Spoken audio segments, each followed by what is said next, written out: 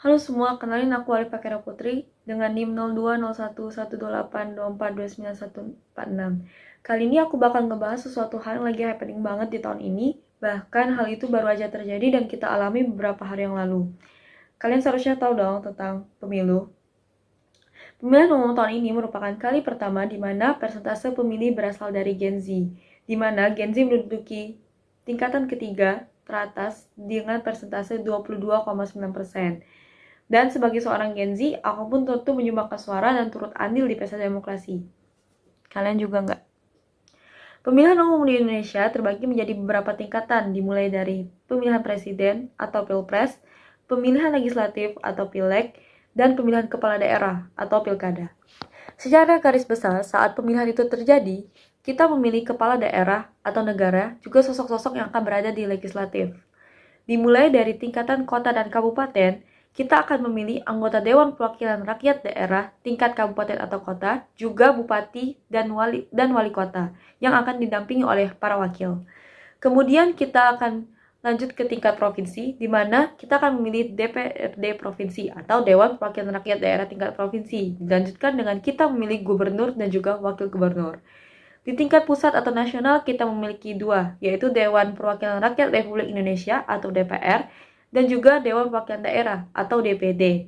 Di tingkat pusat atau nasional juga, kita juga memilih presiden dan wakil presiden. Kemudian, untuk DPR dan DPD sendiri, mereka tergabung dalam suatu lembaga yang bahkan pernah menduduki strata tertinggi kekuasaan di negara Indonesia sebelum terjadinya amandemen UUD 1945, yaitu MPR atau Majelis Permusyawaratan Rakyat. Jadi, saat kita memilih sosok-sosok tersebut, sama saja dengan kita turut menentukan nasib negara, juga daerah kita. Pemilu sendiri tercatat di Undang-Undang Nomor 7 Tahun 2017, yang menyebutkan bahwa pemilu adalah sarana kedaulatan rakyat untuk memilih anggota Dewan Perwakilan Rakyat, anggota Dewan Perwakilan Daerah, anggota Dewan Perwakilan Rakyat Daerah, maupun presiden dan wakil presiden. Dan pemilu dilaksanakan secara langsung, umum, bebas, rahasia, jujur, dan adil. Ada beberapa kalimat dari undang-undang tersebut yang harus kita perhatikan, yaitu langsung, umum, bebas, rahasia, jujur, dan adil. Langsung, umum, bebas, rahasia, jujur, dan adil merupakan asas dari pemilihan umum yang cukup familiar di telinga kita dengan sebutan luber-judil. Sejarah pemilihan umum di Indonesia bermula di tahun 1955, di masa pemerintahan Presiden Soekarno. Pemilihan itu bertujuan untuk memilih anggota Dewan Perwakilan Rakyat atau DPR maupun konstituante.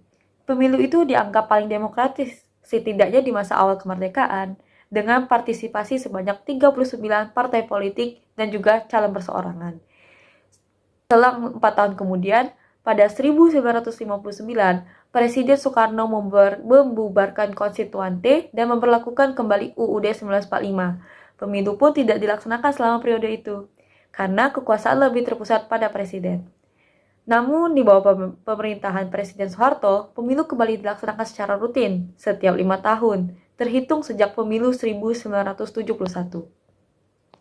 Meskipun demikian, pemilu pada masa Orde Baru ini sering dianggap tidak demokratis, dimulai dari partai yang hanya dibatasi menjadi 3, yaitu Partai Golongan Karya atau Golkar, Partai Persatuan Pembangunan atau P3, dan yang terakhir adalah Partai Demokrasi Indonesia atau PDI. Dan seperti yang kita tahu, Golkar selalu menjadi pemenang dominan karena adanya intervensi dari pemerintah dan juga militer. Pemilu pun dianggap hanya sekedar formalitas belaka. Namun, hal itu kemudian berakhir setelah lengsernya Soeharto pada 1998. Pada tahun itu pula, Indonesia memasuki era reformasi yang membawa perubahan besar terutama dalam sistem politik dan pemilu. Setahun kemudian, pemilu 1999 diadakan dan menjadi pemilu pertama yang dianggap bebas dan demokratis setelah berakhirnya Orde Baru dengan partisipasi banyak partai politik. Sejak saat itu, pemilu dilaksanakan secara rutin setiap 5 tahun untuk memilih anggota legislatif maupun pemimpin eksekutif. Dan pada 2004, rakyat Indonesia berkesempatan memilih presiden secara langsung. Hal itu pun berlangsung hingga saat ini. Nah, itu tadi pengenalan singkat tentang pemilu. Selanjutnya aku bakal jelasin 3 jenis dari pemilu, yaitu pilpres, pilkada, dan juga pileg.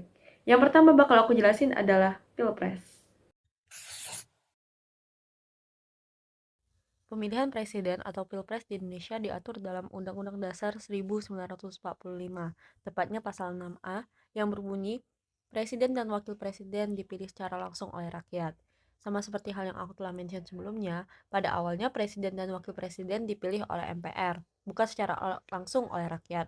Namun, setelah amandemen keempat UUD 1945, sistem pemilihan presiden pun berubah, sehingga pada Pilpres 2004, Presiden dan Wakil Presiden dipilih secara langsung oleh rakyat. Adapun proses pemilihan presiden di Indonesia melibatkan beberapa tahapan penting. Yang pertama, pendaftaran dan penetapan pasangan calon, di mana pasangan calon presiden maupun wakil presiden diusul oleh partai politik atau gabungan partai politik yang memenuhi ambang batas pencalonan, yaitu 20% kursi DPR atau 25% suara nasional dalam pemilu legislatif. Calon independen atau non-partai tidak diperbolehkan di dalam pilpres. Yang kedua, kampanye. Pasangan calon melakukan kampanye untuk menyampaikan visi, misi, dan program kerja kepada rakyat. Kampanye itu dilakukan melalui media massa, debat publik, maupun pertemuan langsung. Yang ketiga ada pemungutan suara. Pemilih memberikan suara di TPS atau tempat pemungutan suara dengan memilih salah satu pasangan calon.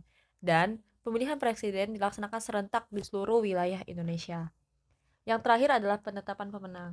Untuk menang, pasangan calon harus memperoleh lebih dari 50% suara sah secara nasional dengan minimal 20% suara di lebih dari setengah jumlah provinsi di negara Indonesia. Jika tidak ada pasangan yang memenuhi syarat, dilakukan putaran kedua yang diikuti oleh dua pasangan dengan perolehan suara tertinggi. Yang kedua yang bakal aku jelasin adalah pemilihan legislatif atau pileg. Pileg sendiri merupakan proses demokrasi untuk memilih anggota legislatif di berbagai tingkatan pemerintahan. Di Indonesia, pileg bertujuan untuk memilih anggota Dewan Perwakilan Rakyat, anggota Dewan Perwakilan Daerah, anggota Dewan Perwakilan Rakyat Daerah tingkat provinsi maupun kabupaten atau kota. Pileg sendiri diatur di UUD 1945, khususnya pasal 19 dan pasal 22C, yang berbunyi, anggota Dewan Perwakilan Rakyat dipilih melalui pemilihan umum. Pileg pertama kali diadakan di 1955, kemudian baru kembali diadakan di 1971, berselang 5 tahun sekali. Namun, Pileg 1999 menjadi pemilu pertama yang bebas setelah jatuhnya Orde Baru, di mana sistem proporsional terbuka dan ambang batas parlemen mulai diberlakukan untuk meningkatkan efektivitas pemerintahan dalam memberikan hak kepada rakyat untuk memilih langsung calon legislatif. Proses pemilihan pileg, yang pertama adalah tahapan pileg.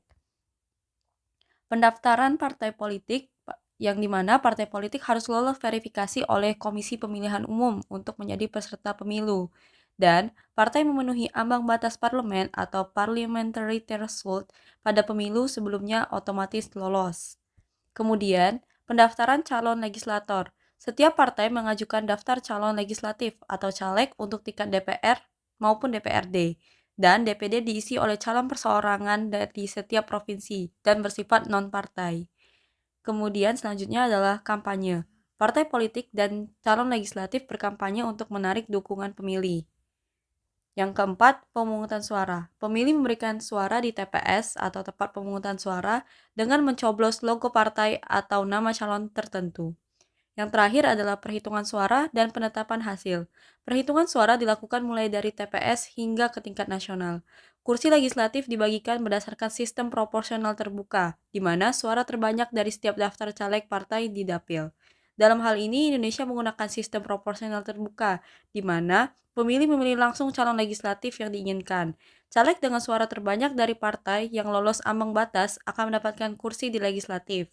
Nah, ambang batas parlemen itu merupakan kondisi di mana partai politik harus mendapatkan minimal 4% suara nasional untuk dapat menempatkan wakilnya di DPR RI. Untuk pileg sendiri, masyarakat di tiap kabupaten atau kota juga provinsi memiliki calon masing-masing didasarkan pada dapil atau daerah pemilihan. Terakhir, aku bakal jelasin tentang pilkada. Pemilihan kepala daerah atau pilkada adalah proses demokrasi untuk memilih kepala daerah, yaitu gubernur dan wakil gubernur di tingkat provinsi, serta bupati dan wakil bupati, atau wali kota dan wakil wali kota di tingkat kabupaten atau kota. Pilkada diatur oleh Undang-Undang Dasar 1945 Pasal 18 Ayat 4 yang berbunyi kepala daerah dipilih secara demokratis, serta diatur pula di Undang-Undang Nomor 10 Tahun 2016. Sebelum 2005, kepala daerah dipilih oleh DPRD, bukan rakyat secara langsung, dan sistem ini sering dianggap kurang demokratis karena rawan politik transaksional.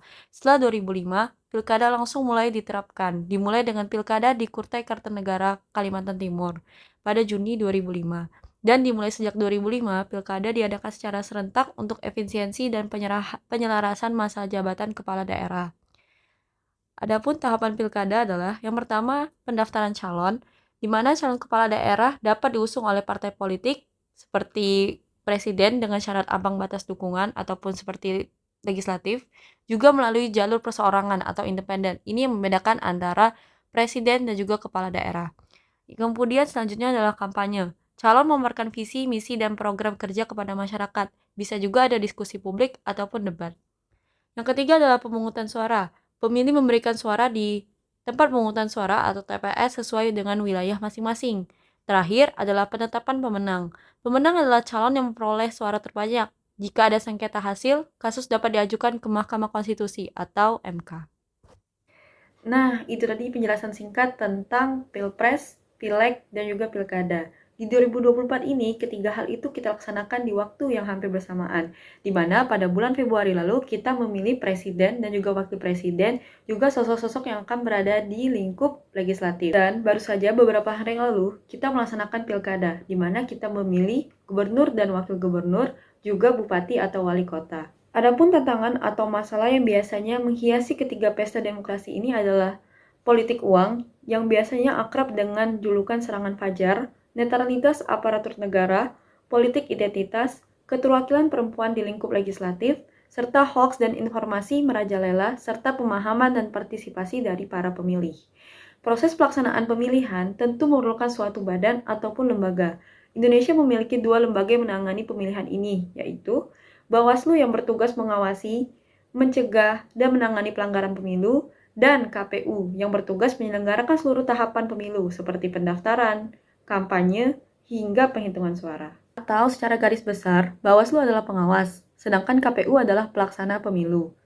Di 2029 nanti, kita dituntut untuk lebih bijak dalam menentukan pilihan, entah itu dari pihak legislatif, kepala daerah, apalagi kepala negara. Atau kalian tidak hanya ingin sekedar menjadi pemilih, namun juga sosok yang ingin dipilih.